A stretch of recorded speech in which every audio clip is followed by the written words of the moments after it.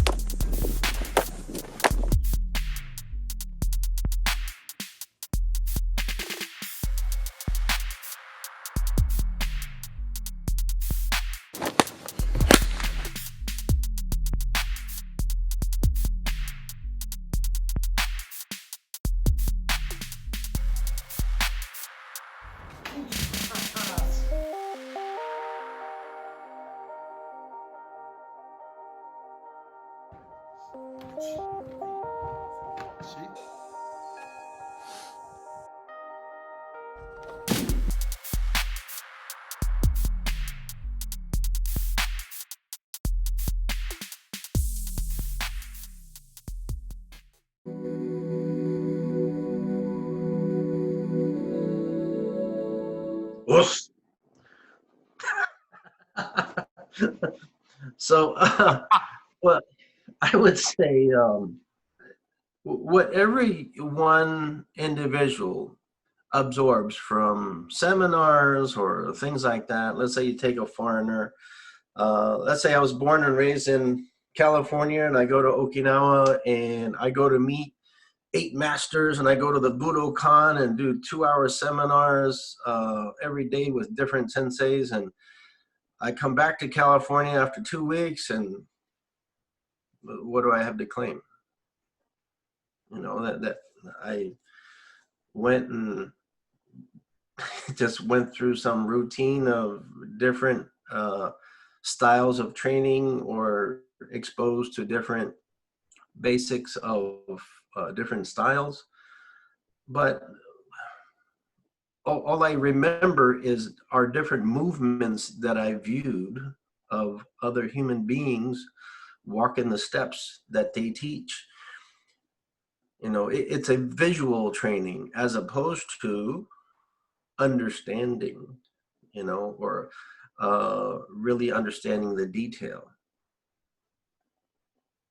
So put it in linguistics terms, since that's like very much like my culture. It's it's the difference between able to have it's the difference between having an understanding of the language and being able to say the sky, and it's different to when you go the sky, or when you can actually speak the language. You go, oh look, there's the sky, and it's kind of greeny blue, and the clouds are wispy, and it's a lot more detailed. So, and this has been was your upbringing with Oro Sensei. Right. And it's Okinawans. They do have many gestures, and they're very compassionate people. In their history, and they're very great hosts. If you have the opportunity to stay with someone in their family, you would find them to be excellent hosts, and you would never see that anything is ever wrong or an issue. You would think that's just like happy-go-lucky family all day long, every day, right? But they do not like confrontation. They don't like arguments, especially with others outside of the family. They really don't. So they try not to have conflicting conversations and so forth like that with guests, especially. So if even in a dojo environment, a sensei wasn't happy with the way somebody was doing something, he'll just say, no, like this, and he'd go through some motion, all right, maybe just twist of the foot, or rotation of the arm or something like that, and he'll correct it, and that would be about it. So again, it is very much visual, and just a light acknowledgement of what he wants this person to do. But Like to give you an example, in my classes, almost every single class, I'll probably tell one student, if not all of them, to bend their knees, right? And so bending their knees is specific, right? Bending the knees is specific. So I'll ask you, all right? So when you bend your knees, what other joints are activated? What other joints are involved? Well, Sensei, I'm going to edit this out if I get it wrong, so I'm going to put on the right. All right. So when you bend your knees, what I imagine sort of there's a loosening in the hips. Obviously, your knee joints bend, your ankles sort of drop a little bit more onto their haunches. It loosens you from the knee to the hip a little bit. I mean, that's what my Exactly. my crap answer would be. Right. So you can't bend your knees without bending at the hips and ankles, right? And so by bending, instead of saying, okay, bend your ankles, bend your knees, bend your hips, shift your weight, balance out your weight between your left foot and right foot, center your body, have your plumb weight center lower to the ground, spine straight, chin up, all of these different things that I could say, where simply turning and looking at, the direction of the technique or bending your knees is very simple.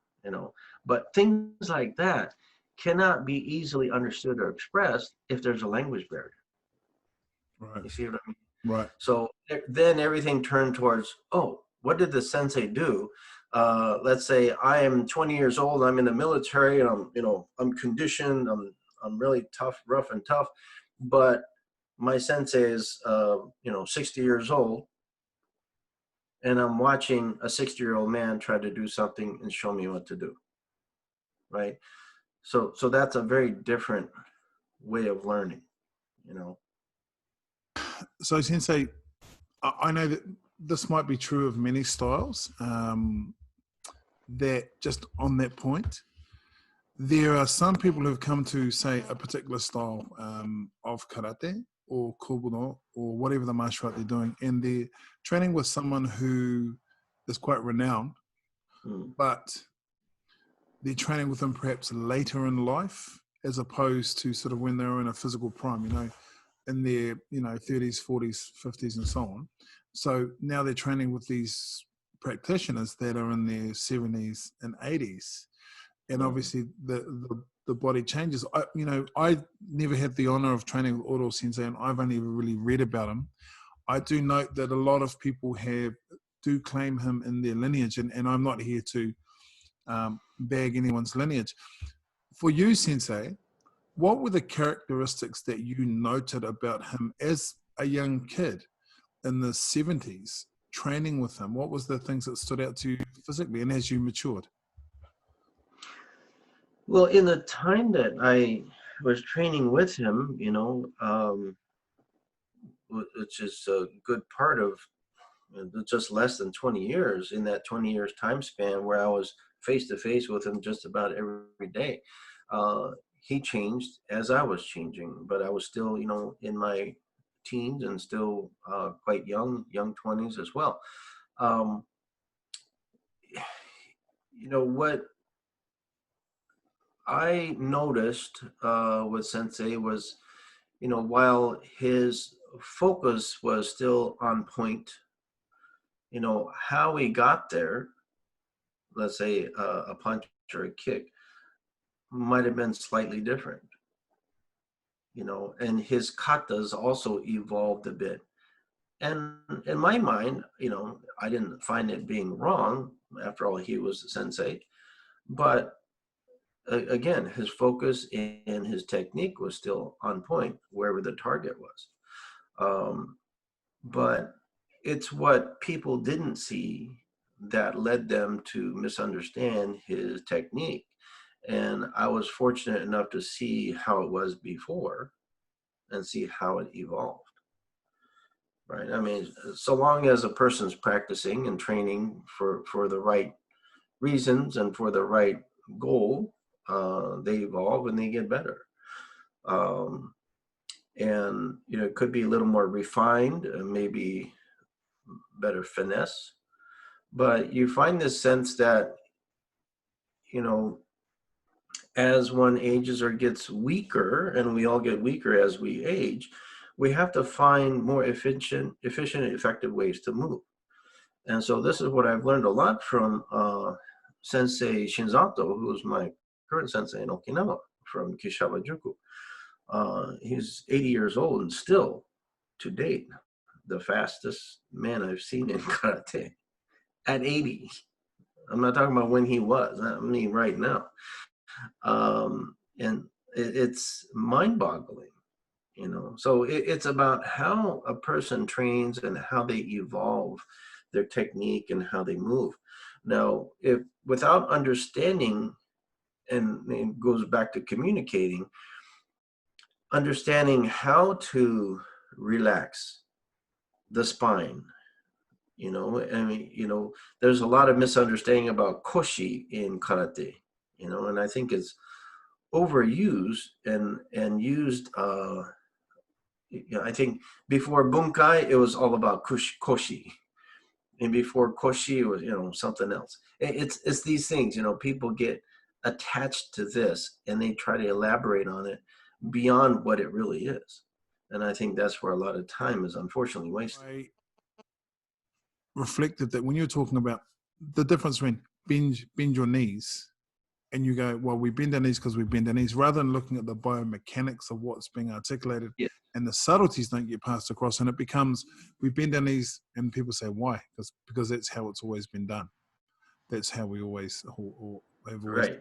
Have you seen that as a trend in karate that you've experienced since you've been stateside, Sensei? Has there been, without, I'm obviously not begging people or styles or approaches, have you seen sort of commonalities with that sort of approach? That's just how we do it?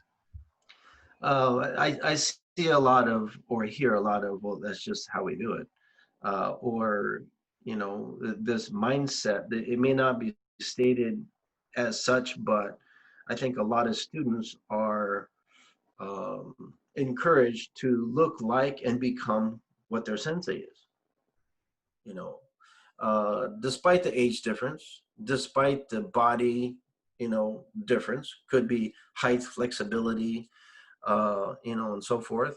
You know, we all may have a very similar bone structure, but even within the bone structure, you could have a slightly different angle, you know, of how the bone sets and makes the hinges for your joints, and you know, therefore it's quite different. So you know, it in the way that we move is very different, you know, all of us.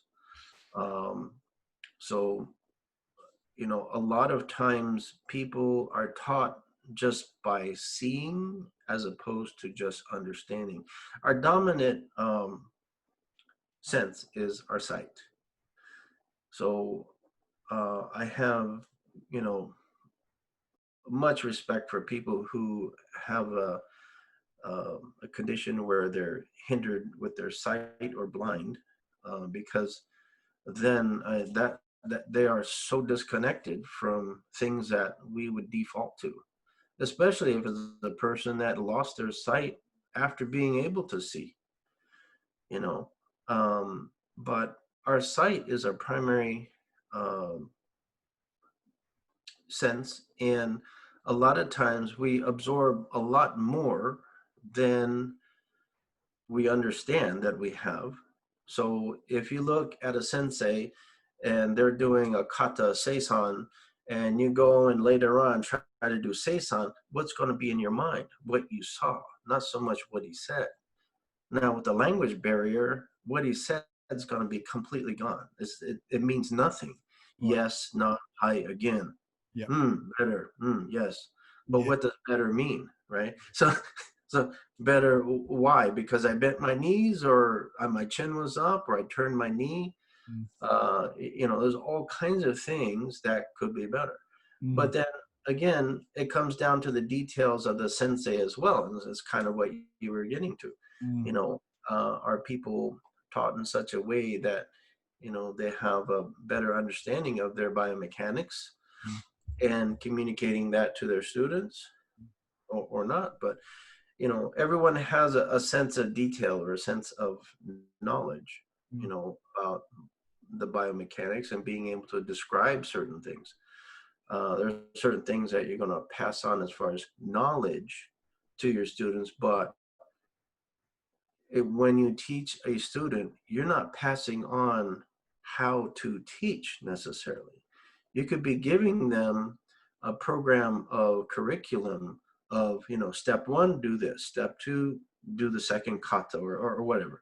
You have that program, that laid out. But how you describe it, right? How do you walk through the details of, Zenkutsu dachi, Naihanchi dachi? How do you detail that, right? And it's very different. It becomes a thing of, I think, Sensei, where people mistake moichido as a way of saying, "Oh, you've got it right, do it again," and rather than, Right, yeah, right. mm. I mean, if they said moichido, why? What? My question would be, why? What did I do wrong? Rather than, "Wow, I've got this down. I'm amazing." Right, I'm amazing. You want to see me do it again? That's great. That's So cool. this karate is an actual part of your culture, whereas someone like myself, being from the West, certainly loves the art, but it's not but it is not culture, at least a part of it, or I'm not a part of it. Do you feel a responsibility to propagate this art and culture in any particular way?